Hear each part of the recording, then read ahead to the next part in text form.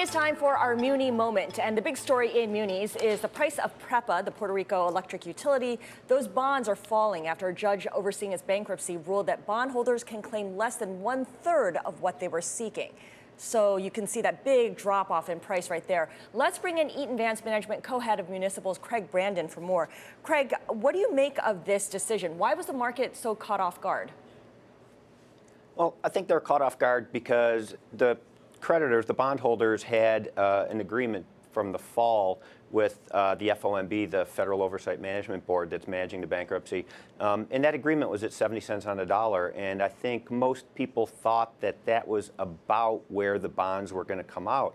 So I think Judge Swain's ruling that it would be worth significantly less, that the claim from bondholders, there's about $8.2 billion worth of bonds that were issued by the Puerto Rico Electric Power Authority.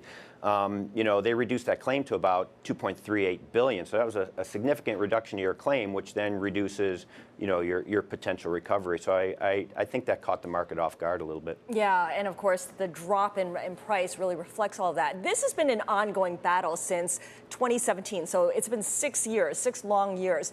Do you see bondholders appealing the decision? And if so, does that set any kind of precedent for any kind of financially challenged utility? I think bondholders clearly probably will challenge. Like you said, it's been a long time. There was an agreement in place at 70 cents on the dollar not too long ago. There's really a lot of moving parts in this prior to being confirmed. So I think there's a high likelihood that the bondholders probably appeal because it was just such a drastic reduction in what your unsecured claim is now in the bankruptcy.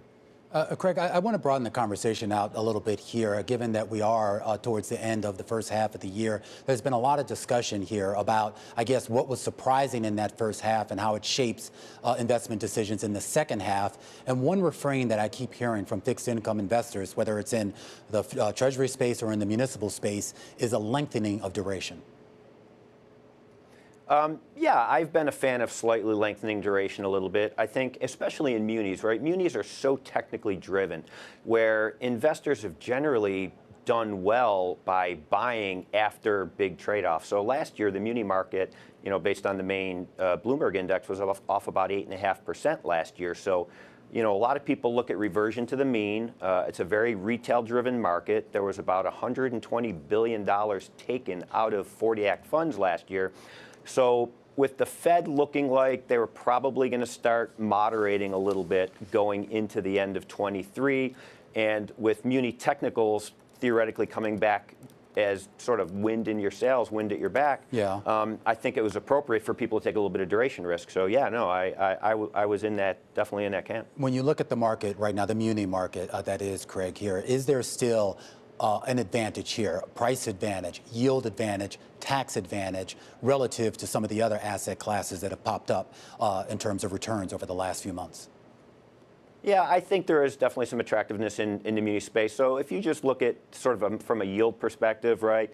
I mean, the index yield is about a 350. If you take an after tax on that, it's almost 6%. It's like a 591. So that also, remember, includes the net investment interest tax that's at 3.8% that munis are also exempt from. So I think there's definitely an income advantage. If you can get to a 4%, you're talking about a 675 yield.